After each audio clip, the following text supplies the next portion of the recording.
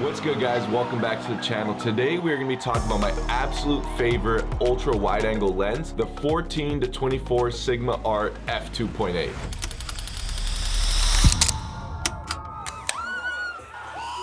There is absolutely no other ultra wide angle lens in the $1,000 price range like the Sigma 14-24 with as low of an aperture as it has, being at 2.8. This being a massive reason as to why it was my first big lens purchase and still sits on my camera 80% of the time today. I'm mainly shooting photo video content at nightclubs, concerts, festival, and things of that nature. If you've seen any of my past videos, I've used this exact lens in every single one of them. Besides music photography and videography, this lens is super versatile and can be used for a handful of things. An example being vlogging. It's super wide, just like this frame, so you can fit everything in.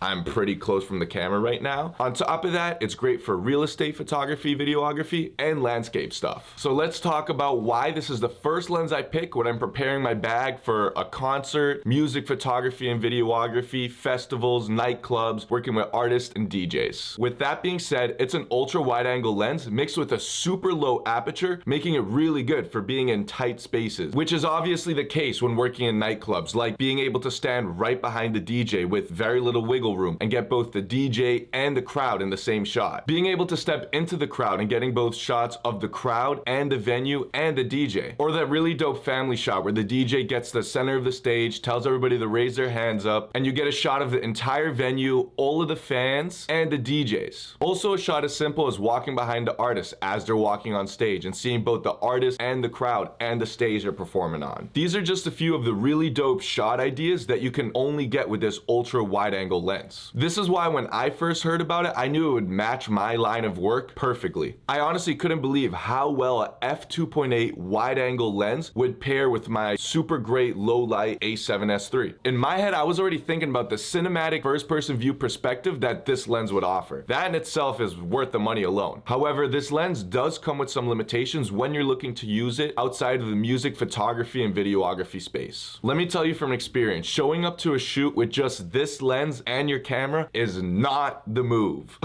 It is absolutely not your one-stop shop lens, and you will not get the coverage you need just showing up with this lens. You'll definitely need to pair it with another zoom lens and or prime with a tighter focal range. My personal choice was like an 85 or a 50mm lens. This is especially true if you're not just shooting concerts, festivals, and nightclubs. If you're thinking about getting this lens first, like I did, it's severely gonna limit your commercial and professional work. Trust me, I've tried it for the past 2 years, only just recently picking up a Sigma 24-70, and prior to that, only working with this 14-24 and a Sony 85mm, and I made it work, but man, let me tell you, it was tough. I came across hundreds of moments where the 14-24 was way too wide for the shot I needed, and then switching to my 85, not having enough room behind me to get the shot that I need because I had to stand so far back because it was such a tight focal range. A perfect example of this would be in a recent restaurant commercial video that I shot where I'm trying to get a video of the flame. Now I can't use the 14-24 because it's way too wide and you see all the ugly food splatter on the stove. And I couldn't use the 85 because I just didn't have enough room in the rest of the kitchen to get the shot that I needed. So what I had to do was just kind of stand on a stool and get really creative and try to create more distance. And that's not just the case for shooting restaurants. I've experienced this in plenty different scenarios like this mountain biking documentary that I was shooting. Anyway, I quickly realized that owning just an 85mm prime and a 14-24 Sigma Art meant that I had two lenses on the complete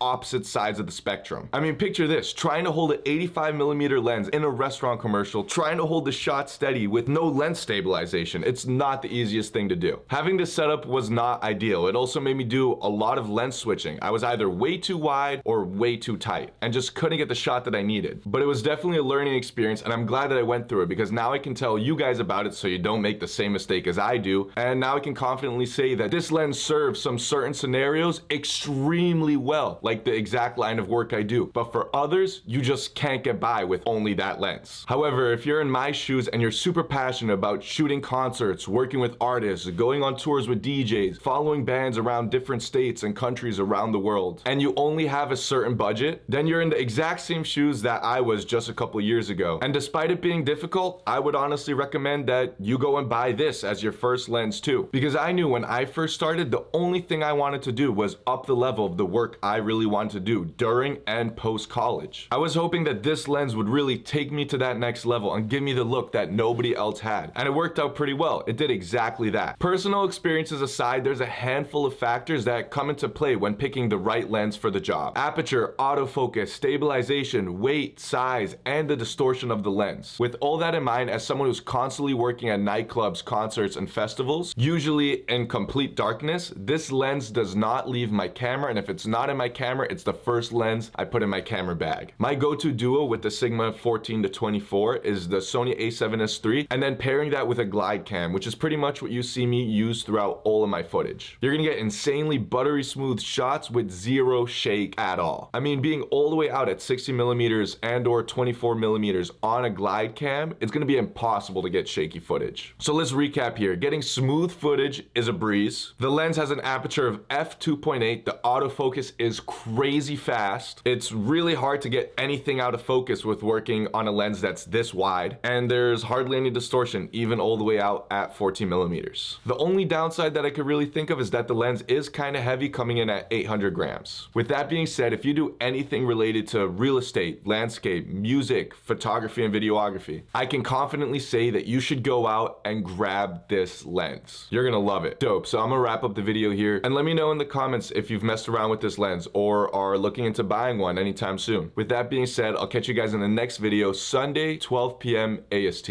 Peace.